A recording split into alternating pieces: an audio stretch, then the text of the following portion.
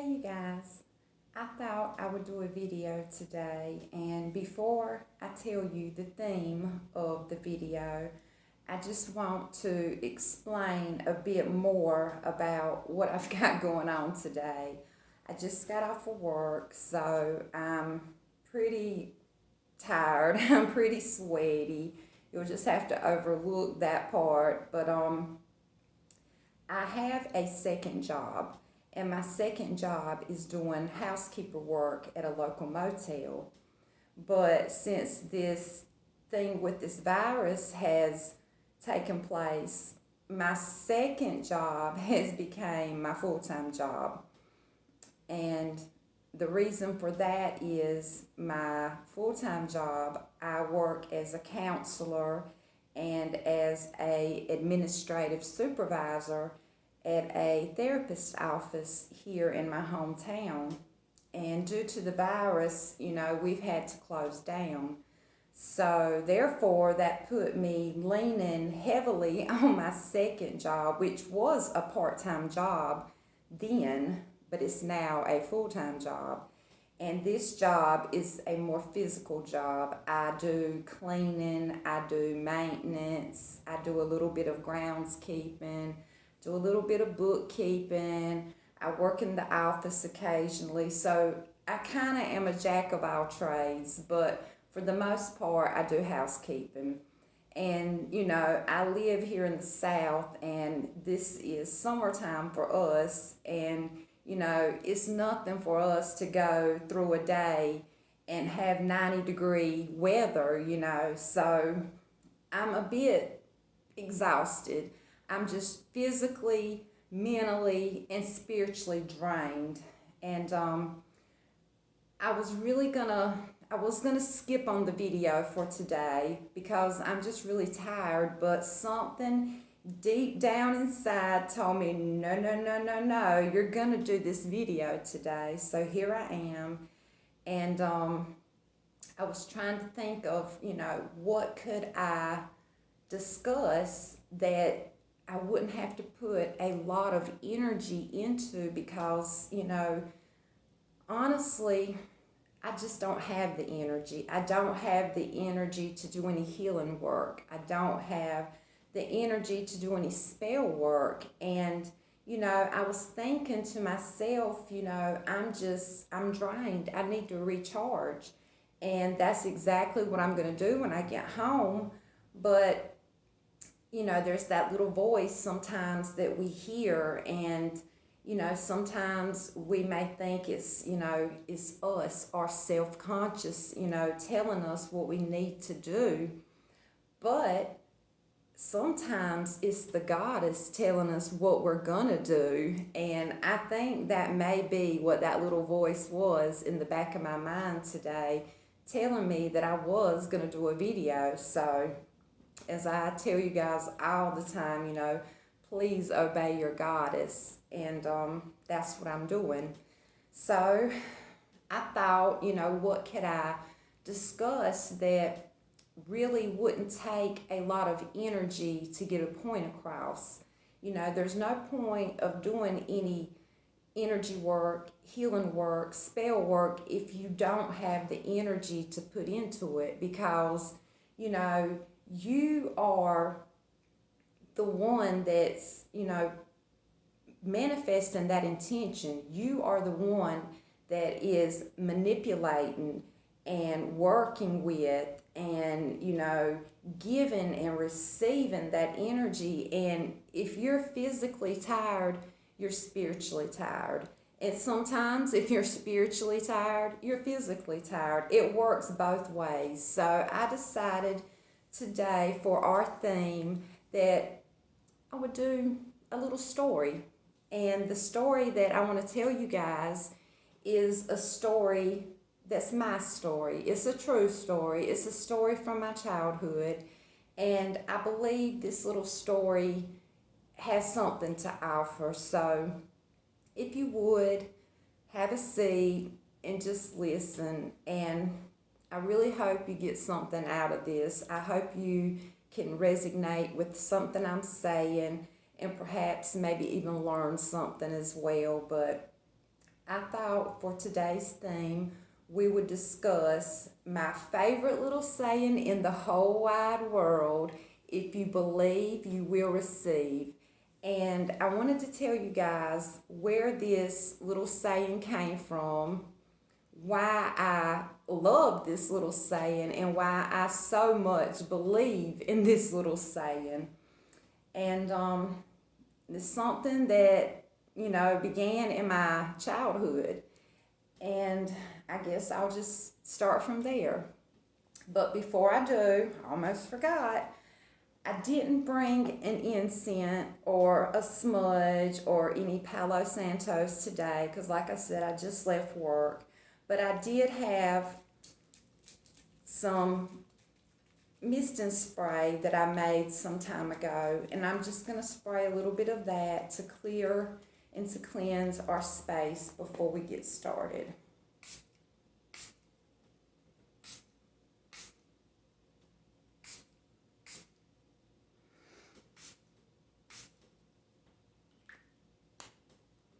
And one other thing, like I said, I just wanted to do a little story with you guys, but I do have a few crystals over here to the side, and I have my amethyst tower that I sometimes use as a wand, but I'm sure you all know the properties of amethyst because it's one of those, stones that is good for anything, it's good for everything. And just last night I worked with some amethyst briefly, me and a friend, and I also have this teeny tiny little double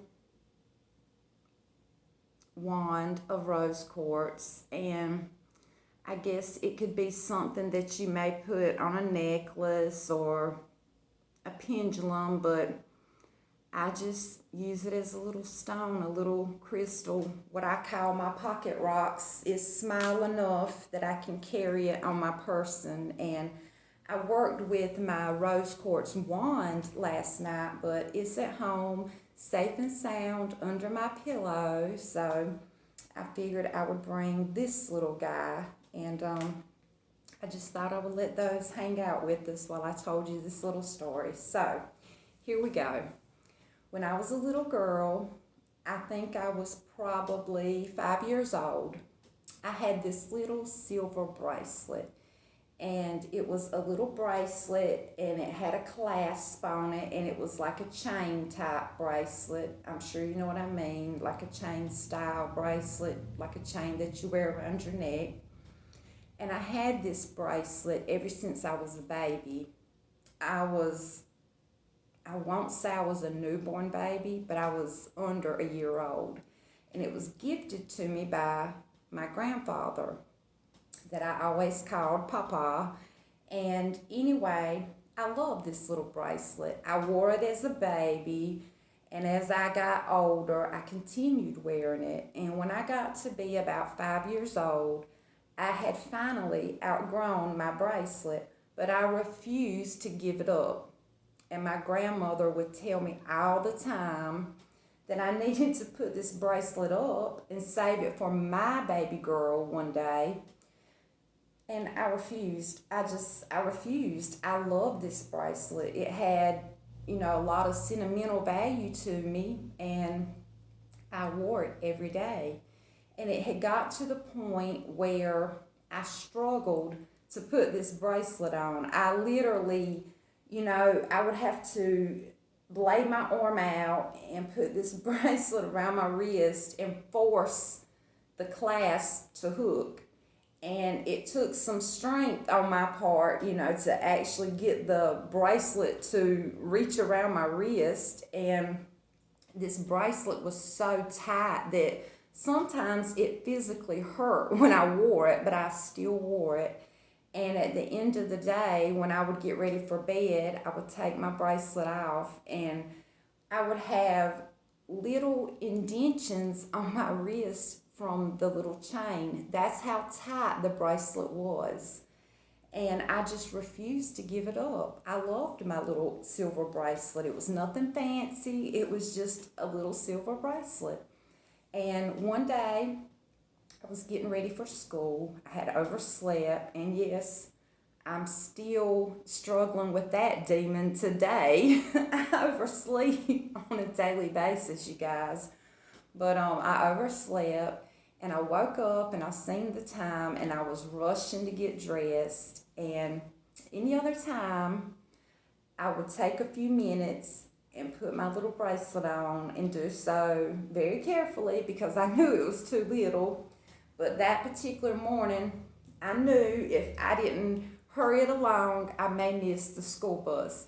So I put my little bracelet on, and I did so very hurriedly.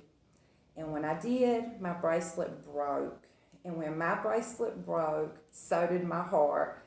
I just fell down to my knees and I started boo-hooing like, it was the end of the world. And my papa came in the room and he asked me, was I upset because I missed the bus? And then, I was thinking, oh gosh, I missed the bus. So I started crying even more. And I said, that's not why I'm crying, Papa. And he said, why are you crying? And I picked my little broken bracelet up and showed him. And he said, that can be fixed. That can be replaced. And I'm like, no, it can't. And we argued a few minutes back and forth. He would say, yes, it can. And I would say, no, it can't.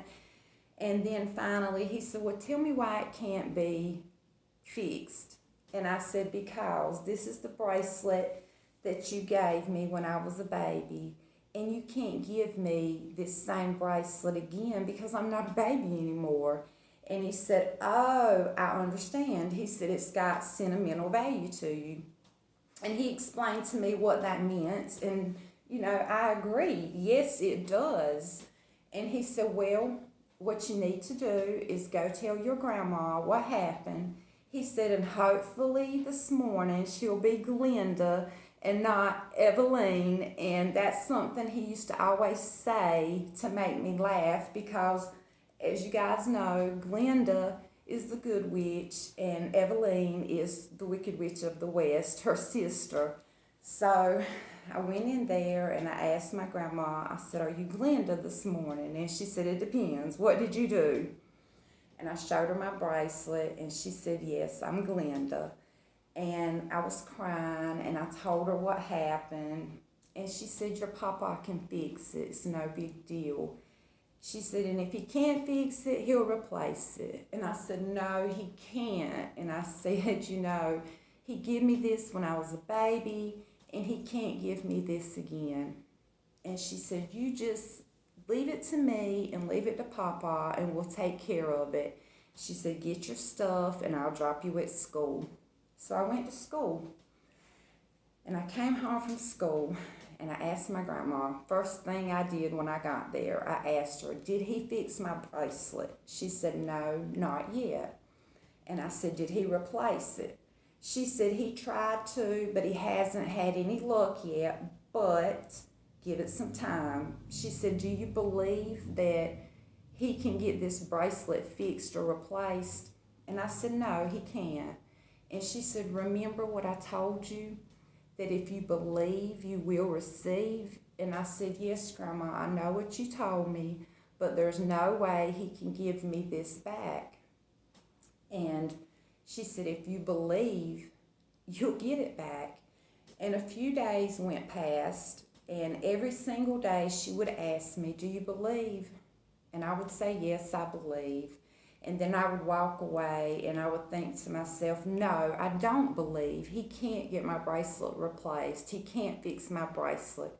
For 3 days, I walked around in this foul little mood thinking, Grandma don't know what she's talking about. He can't fix my bracelet. Just pouting, being a brat. And then finally, one night before bed, she came in there and she kneeled down beside me and she said, remember when your mama caught you talking to the moon and she spanked your bottom? And I said, yes. And she said, you remember when I told you that I knew why you were doing that And I told you if you believed, you would receive. And I said, I remember. She said, and what did you do? She said, you believed that the words you were speaking to the moon were being heard by the moon, by someone, by the stars. She said, you didn't know who was listening, but you knew someone was listening. And by the way, that's a story for another time about the moon. But anyway, she said, remember, you believed. She said, and what happened? I told her, I said, I believed, and what happened was I learned about the goddess, and I found out that she was listening each and every time that I spoke out to her. And my grandma said, that's right. She said, so stop saying you believe when you don't believe. She said, because if you keep doing that, she said, you'll never ever manifest your intention. And I asked her with tears in my eyes, I said, well, what can I do? What should I do? And she said, just open your heart, open your mind, and think about that bracelet. Remember when your papa gave you that bracelet. She said, think really, really hard. And I said, Grandma, I can't remember that. I was a baby. She said, imagine what it would have been like. And I literally sat there and I imagined seeing my papa put this little bracelet on a little baby in a bassinet. And she said, can you see it? And I said, I can see it. She said, do you believe that's the way it happened? And I said, I do believe that's the way it happened. And she said, do you believe that he can fix your bracelet or replace your bracelet? And I sat there for a few minutes and I just felt this big, it was almost as if someone had lifted something heavy off of me. And I just took a deep breath and I let it out. And I said, I do believe, Grandma. And she said, well, then you're manifesting your intentions right now. She said, if you believe, you will receive. And that night, when I went to bed, I said my little prayers to the goddess. And I told her, I do believe. I know that this can happen. I know my papa can fix my bracelet. And I went to sleep.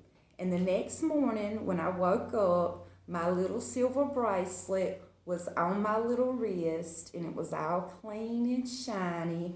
And I woke up, and I was just as happy as could be. I bounced out the bed, and I went running in there to my grandma and papa's room, and I just threw my little arms around both of them, and I was so, so happy. And my grandma said, let me show you what your papa did. And she pulled my wrist out like this, and she was turning the bracelet around, and she showed me there was a little segment in the bracelet where he had added some links from another chain. And she said, this will make it fit you. And as you grow, he can add more links and it'll continue to fit you. And what he did was, he had a pocket watch that was on a chain that his papa gave him. And he took some of the links from that chain and added them to my bracelet. And not only did he add that to my bracelet, he added a little trinket that was a double heart, and he had my name engraved on that little heart, and he added that to my bracelet as well. And I wore that bracelet up until I got into the 3rd grade, and I finally decided it was time to put the bracelet up because I didn't want anything to happen to it.